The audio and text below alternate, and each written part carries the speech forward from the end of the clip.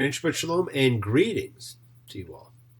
Well, I certainly hope you all had great rat celebration. I did hear from a few people who, checked on some of the people I haven't seen in a while. And I think it's fantastic that you all, took it to heart.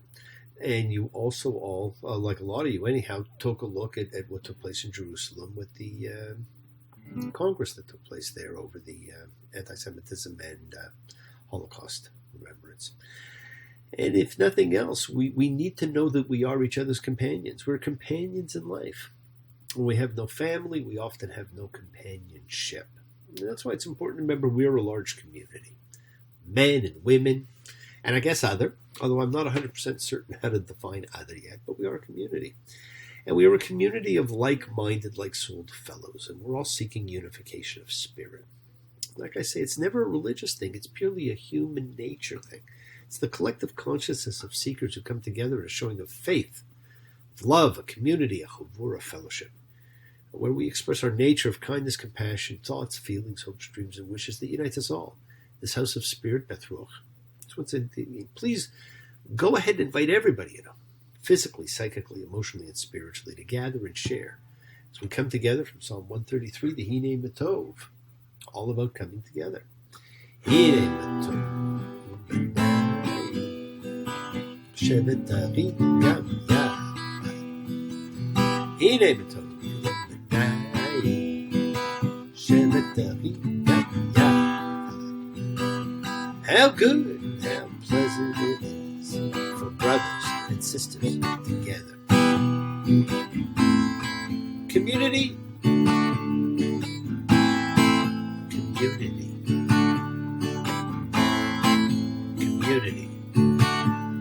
Together. Let's all spread love, goodwill, and fellowship to the world. Spread it everywhere you can, my friends. Remember, this is your setting aside just that little bit of sacred time in your sacred space to honor and converse with whoever, whatever you happen to believe in. It's part of your Kavanaugh, your intention. You put it out in the universe. It is your goodwill that you're sharing with all of mankind and all of humanity and all of the earth. Send out some of that goodwill to invoke healing and renewal for everybody. It floats through space, finding those in need. So send it out for those you know, for the souls and spirits of everybody you love.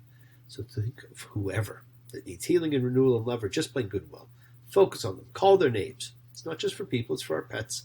It's for the earth. It is the healing of the world, the tikkun olam that's part of our spiritual genetic makeup.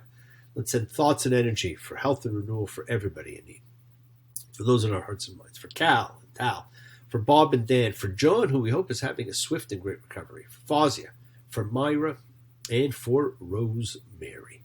Friends, it is the kindness, the healing, which is the goodwill and love we all send out. It circles the world, finding those in need. So thank you, each of you, for all you do, for all you care, because the world's a world of spirit, and spirit, my friends, never dies. Me, Shabbat, Avoteinu, Makor HaBracha.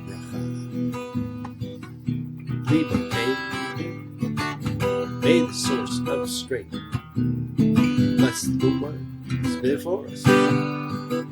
Help us find the courage. Make our lives a blessing. The renewal of body. The renewal of spirit. Let us say, Amen. Mishaberach, let us all of our spirits renew. This is that great prayer for healing in which we call upon God to heal as is healed before Mishaberach. May he who blessed, because it is a blessing. Let's send and receive healing and renewal energy in our efforts to love, to share, to care, to grow, to share with each other healing energy. Now, we were introduced to one of the most powerful events in human history last time. The prelude to freedom through the destruction of a nation, as we had the first 7 of the 10 plagues. This week we continue as we read bo, come. That's one of those interesting words because bo means both come and go. Loving you isn't the right thing to do. How can I ever change things that I feel? If I could, maybe I'd give you my word. How can I when you won't take it from me? Go your own way. You can call it another lonely day. Go your own way. Go your own way, my friends. Coming, going. Like shalom means hello and goodbye. Now this week we get the last three plagues, really the big three. And we get the instructions for the Passover and for the holiday of unleavened bread. And of course nobody really does it the way it says to do it in the Torah, but that's okay. We do it following another tradition, the tradition that's been in place since approximately the Second Temple days. Now this week, it's these last few. But before we get to them, what I really want to do is have a quick review of what we've seen, because they're really so important. And then I want to add the three new ones, and we're going to look to see how these may or may still not be applicable in your lives. Right? And going through them, you may also notice there seem to be some duplications in what was brought, and there were. And that tells you something also. We've talked a lot in the past about when duplicate things come up, like the duplicate name calling, the duplicate dreams, all the rest of that stuff. Blood was the first, Dam. And he raised the staff and struck the waters that were in the Nile before Pharaoh's eyes and before his servants' eyes, and all the waters that were in the Nile were changed into blood. Blood, my friends, is the life force of man, the one true forbidden food, because his ki, his soul, his nephesh, his ruach, his spirit flows through the blood. Friends, ask yourself, has my lifeblood been cut off? Has my energetic love of life and experience been curtailed? Have I cut off another's? Frogs was the second. Tzvardeya. And Aaron reached out his hand over Egypt's waters, and the frogs came up and covered the land of Egypt. Now, they're a nuisance. We all know when you touch a frog, you get a wart. What are the warts in my life? Lice was the third. Keenum, vermin.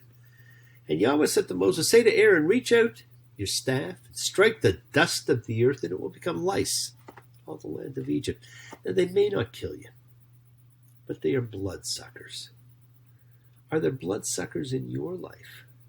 And where are you possibly being a bloodsucker in another's? The fourth was referred to as bis, arov, swarming creatures. Now, it's often mistaken for a plague of animals, but really it's about gnats and other swarming things that interfere with the life of survival. For this fourth plague, we first got that theme of separation, which is the reminder of how creation took place and foretells how the laws will come about. And we also see that what happens to the Egyptians and what happens to the Israelites is different. And I shall distinguish in that day the land of Goshen, which my people is standing, for no insect swarm to be there, so that you will know that I, Yahweh, am within the land. Now, in fact, this is one of the most dangerous plagues of all. In several instances in the Torah, we are told of the danger of swarming creatures. That is the warning of the mob mentality, my friends. Are you part of a mob?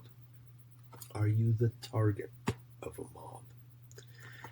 Pestilence, Neve, the fifth. This is a livestock plague, and so this can affect the food chain and therefore the survival of a nation. Here, Yahweh's hand is on your livestock that are in the field and on the horses, on the asses, on the camels, on the oxen, on the flock, a very heavy epidemic. Yahweh will distinguish between Israel's livestock and Egypt's livestock, and not a thing out of all that Israel has will die. Friends, this is one of the four horsemen of the apocalypse, a true harbinger of death, a term that makes one cringe, like leprosy. It has social implications as well. If you have it, you are an outcast. Are you an outcast? Do you cast out others? Boils, the sixth. Shechin, and Yahweh said to Moses and to Aaron, take handfuls of furnace ash, let Moses fling it to the skies before Pharaoh's eyes. It will become a powder on all the land of Egypt, and it will become a boil, breaking out in sores on humans and on the animals in all the land of Egypt.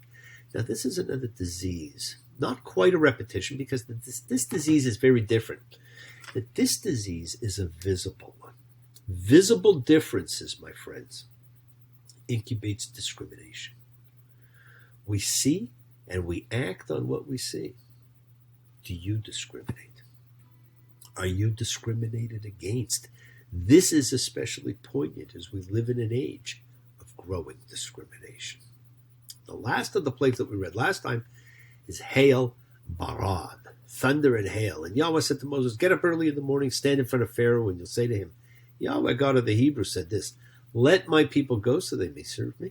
Because this time I'm sending all of my plagues at your heart, and at your servants, and at your people, so that you'll know that there is none like me in all the land. Because by now I could have put out my hand and struck you and your people with an epidemic. You would have been obliterated from the land. And in fact, I established you for this purpose, for the purpose of showing you my power, and in order to tell my name in all the earth. Once again, I say, listen to what God says. It's his introduction of himself to the world. What a way to say hello. And it doesn't sound really like it's such a bad plague. After all, it's water, the birth of life. But this water is a destroyer of crops. And it means, again, there is no food. The cattle plague destroyed cattle. This destroys all the crops. There is no food. You cannot survive without food. You couldn't survive without the water from the Nile. Now, this is about unpredictable devastation. This was special because it was a burning hail. Fire and water, two opposites which fight each other. Has hail held you back? Have you devastated another? Are you battling within yourself, my friends? Fire and water. This is where this week's reading, of course, picks up because we get the next three plagues. The eighth plague was locusts, araba. The Lord said to Moses, stretch out your hand over the land of Egypt for the locust, that it may come up over the land of Egypt and consume all the grass of the land that the hail left behind. And it covered the eye of the land, and the land went dark. And it consumed all the grass of the land and every fruit of the tree that the hail had left, and nothing green in tree or in grass of the field was left in all the land of Egypt. Now there were so many locusts you could not see anything. Here we have another swarming creature, two of them in 10 plagues. Now these doubles always tell you something. This warning is of the great danger of the swarming mass. And locusts, my friends, contribute nothing. And they're just simply destroying what was left. And it's the worst kind of natural disaster. There's some communities that are considered locusts because they feed off of what others produce and produce nothing of their own. They only bring devastation. And I remember when I was in Dubai, and I was in the Burj Khalifa, the tallest building in the world, and I was looking down. Nothing but desert all around. And I kept thinking, this is what it must have looked like back in Pharaoh's day. And there on the window, at the top of the highest building in the world, was a locust. And I immediately thought of this plague. And the questions we need to ask ourselves are, do you contribute and produce it? Do you feed off others? Also, are there parasites in your life who are feeding off you? Friends, Egypt is really finished now. No more food, no riches. Just devastation and starvation will be left. So did there need to really be 10 plagues? No. But 10 is that magic biblical number, and it represents the 10th Sephiroth on the tree of life, as we'll see it again later with the 10 commandments. Now, the 9th plague is another of those weighty, palpable, heavy plagues that represents the undoing of creation. Remember, the first thing we saw created was light. And that's going to be taken away with the plague of darkness. And there is such darkness that you cannot see the hand in front of your face. Choshech, darkness. Stretch out your hand over the heavens that there may be darkness upon the land of Egypt. Darkness one can feel. Moses stretched out his hand over the heavens, and there was pitch dark in all the land of Egypt 3 days. No one saw his fellow, and no one rose from where he was 3 days. But all the Israelites had light in their dwelling places. Now the contrast between light in Goshen and terrifying darkness in the rest of Egypt once again shows this was specific and divisive, just as it was only going to affect the Egyptians. It was an unnatural event because of that and because of the length of 3 days. And it sets the stage for all the distinctions between life for the Israelites, death for the Egyptians, coming in the 10th plague. And distinction is what makes food when we get to the laws of food later. In so many ways, this plague is probably the most prevalent in people's lives. How many of us still live in darkness, my friends? What is it you refuse to see? Do you fear the light because it hurts your eyes? What can we each do to help bring more light to ourselves and to the world? You can certainly start by bringing it into your own life. And when you do, help bring it to others. Shadows are falling.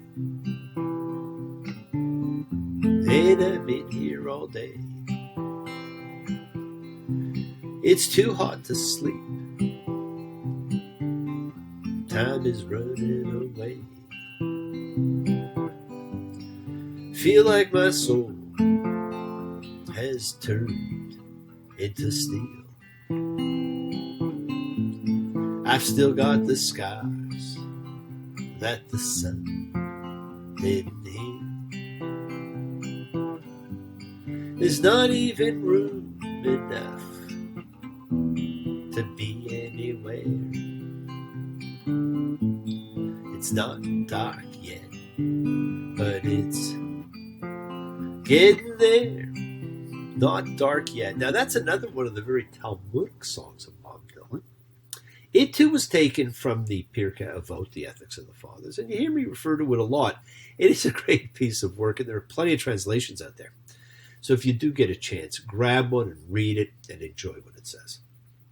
Finally, we have our 10th plague, death of the firstborn. The one everybody always remembers, of course. Makat Becharot, Exodus 11:1. And the Lord said to Moses, yet one more plague shall I bring upon Pharaoh and upon Egypt. Afterward, he will send you off from here. When he sends you off altogether, he will surely drive you out from here. Moses said, thus said the Lord, around midnight, I am going out in the midst of Egypt. And every firstborn in the land of Egypt shall die, from the firstborn of Pharaoh sitting on his throne, first slave girl who was behind the millstones, and every firstborn of the beasts. There shall be a great outcry in all the land of Egypt, the like of which there has not been, and the like of which there shall never be again. Egypt was never the same after these events. The greatness of the pharaohs ended here. It later became a Greek and then a Roman province. Notice also, it is God himself who is doing this, not an angel of death, as we often are told or read. There was a reason for introducing the idea of an angel of death, and we'll talk about it when we have our Passover presentations. A destroyer going through the population killing. We're told that God, on his rounds, approaches and then halts Pesach, when he sees the blood on the doorpost and the lintels of the house, which have been marked. Pesach is the verb meaning to halt, not to pass over. So God moves in this jerky fashion, halting when he sees the blood and then moving on to the next house. And it happened at midnight that the Lord struck every firstborn in the land of Egypt, from the firstborn of Pharaoh, sitting on the throne, to the firstborn of the captive who was in the dungeon, and every firstborn of the beasts. Even though the clouds white curtain in a far-off golden flash, and the hypnotic splatter mist was slowly lifting, electric lights still struck like arrows fired once, condemned to drift or else be kept from drifting, tolling for the searching ones on the speechless seeking trail, for the lonesome hearted lovers with too personal a tale, and for each unharmful gentle soul misplaced inside a jail. We gazed upon the chimes of freedom flashing, and many still linger in that jail of oppression to this day. But friends, death takes many forms. We all know people whose spirit has died. They go through the motions of life. Sometimes it's because of hardship. Sometimes it's because their own spirit has been crushed, ridiculed, scorned. So ask yourself, where have I crushed another? Where have I been crushed? Where have I been encouraging? Where have I been encouraged? Friends, these are the 10 plagues, the calling card of God, his introduction to the world. These are the plagues we each face every day of our lives. We can each do something about each and every one of them. We can ensure they are not a part of us anymore. Now, the Hebrew term for the exodus from Egypt is Yetziat Mitzarim, the going out from constraint. Friends, let us all leave the land of constraint that still holds you. Yes, the world is sacred, so is everything in it. Express your gratitude, light a candle, make a wish. Celebrate your life and the lives of those you love. Share your feelings with them. Live free, be free, honor your freedom, be well, be happy, be blessed.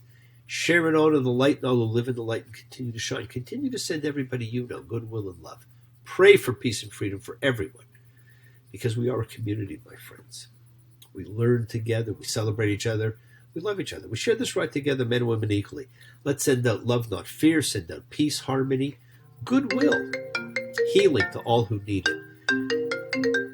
And please do learn to love, including yourself. Open your hearts, honor the relationships of your life. Tell those you love that you love them.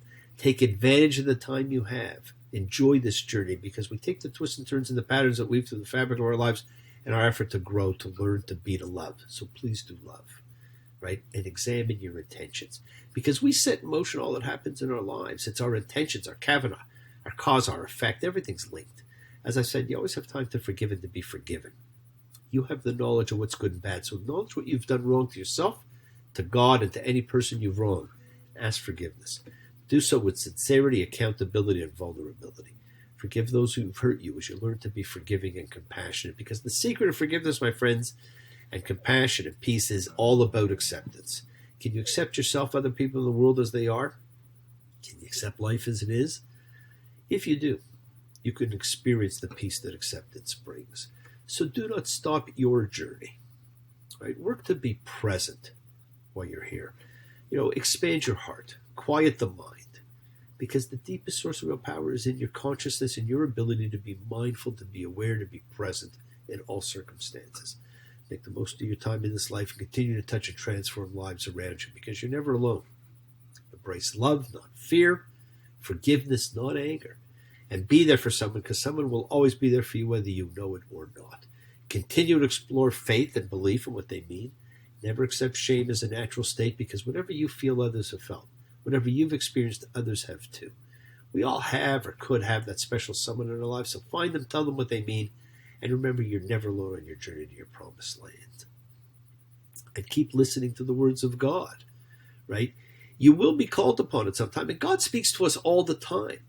Only some of us have caller ID, and it comes up unknown. Listen and you will hear. Moses answered the call from the midst of the burning bush. How do you know when the Lord's really calling you? How do you know it's for you? There won't always be a burning bush to see, and you may not be liked on Facebook too. Go down, Moses, down in Egypt land. Tell old Pharaoh to let my people go, 'cause you're walking with the Lord hand in hand. And you are all walking with the Lord hand in hand, my friends. Have a wonderful week, a wonderful new year. Make a wish, because it will still come true.